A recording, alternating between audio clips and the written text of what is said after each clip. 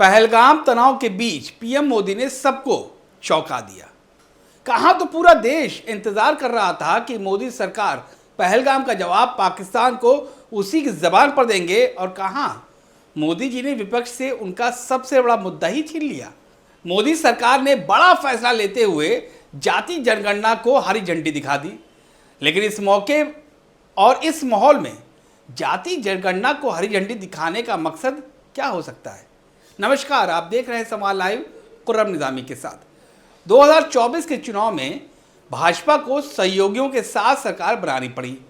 UP में भाजपा को सबसे अधिक नुकसान उठाना पड़ा था।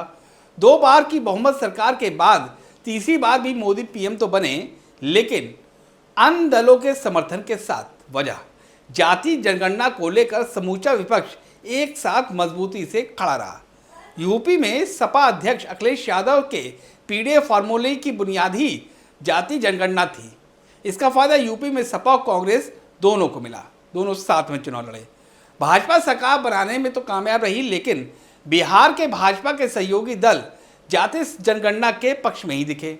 मसलन मोदी सरकार मंत्री और लोक जनशक्ति पार्टी रामविलास के अध्यक्ष चिराग पासवान जाति जनगणना के समर्थन में ही दिखे।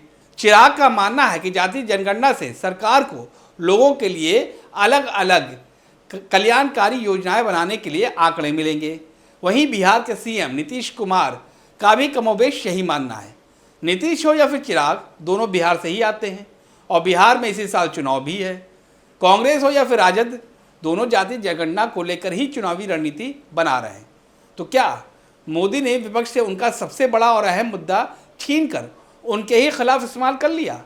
पहली नज़र में तो यही लग रहा। जातीय जनगणना पर मुहर लगाकर मोदी ने बिहार में कांग्रेस और राहुल गांधी का मुख्य चुनावी मुद्दा ही छीन लिया। तो क्या ये माना जाए कि मोदी के इस कदम से बिहार चुनाव में एनडीए को बढ़त मिल सकती है और विपक्ष को नई रणनीति बनानी होगी? लाजमी है, क्योंकि जब उनका अहम मुद्दा ही उनके पास नहीं, तो जाहिर सी बात है नए सिरे से रणनीति बनाइए। इसको आप मोदी का मास्टर स्ट्रोक कह सकते हैं। लंबे समय से राहुल गांधी और विपक्ष जातिगत जनगणना की मांग को लेकर भाजपा पर हमलावर थे, लेकिन अब एनडीए सरकार के इस कदम से सियासी समीकरण तेजी से बदल सकते हैं। खासकर बिहार चुनाव में हालात तो बदलते हुए मिल सकते हैं, क्योंकि इसी साल बिहार में चुनाव भी तो है। विपक्ष का कहना है कि जाति जनगणना होगी तो समाज में किस जाति के कितने लोग हैं उसके बारे में डिटेल में पता चल सकेगा। इससे आरक्षण का लाभ उन्हें दिया जा सकेगा। विपक्ष हमेशा से कहता रहा है कि पिछड़े वर्गों की संख्या ज़्यादा है, लेकिन उनकी भागीदारी उतनी नहीं है। राहुल गांधी हर सभा में कहते रहे कि उनकी सरकार बनी तो जाति जनगणना कराएंगे, लेकिन पीएम मोदी ने तो छक्का मार दिया, बड़ा दांव चल दिया, विपक्ष इस मुद्दे को ही छीन लिया और कहा जाति जनगणना होगी। बिहार में जातीय राजनीति ही होती है।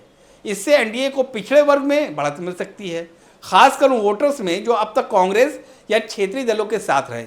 नीतीश कुमार भले सीएम हो, लेकिन उनके विधायकों की संख्या भाजपा से भी कम है। नीतीश लगातार जातीय जनगणना की वकालत करते आए हैं। अब तो वो कह भी सकते हैं कि ये मोदी सरकार पर उनका ही दबाव काम आया और जातीय जनगणना का उनका जो पुराना सपना था वो अब साकार हो गया। इन हालात में बीजेपी और जेडीयू का तालमेल और मजबूत हो सकता है।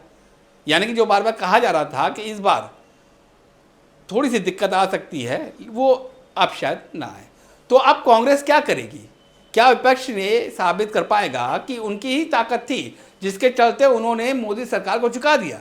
ये उनकी लंबी जंग का ही सिला था जो मोदी सरकार झुकी, और जिस जाति जनगणना से वो भाग रहे थे वो उनको करवाना ही पड़ा। ये तो वक्त ही बताएगा, लेकिन लाख टके का सवाल तो यही है कि इन बदले हालात में विपक्ष और ख़ास तौर पर कांग्रेस खुद को कैसे एडजस्ट कर पाएगी और उनकी अगली रणनीति क्या होगी। राहुल गांधी जाति बचाओ अभियान के जरिए सामाजिक न्याय की राजनीति को धार देने की कोशिश कर रहे थे। अब मोदी सरकार के इस फैसले से उनकी यह रणनीति कमज़ोर हो सकती है। उन्हें नए नैरेटिव और मुद्दों को तलाश करनी होगी।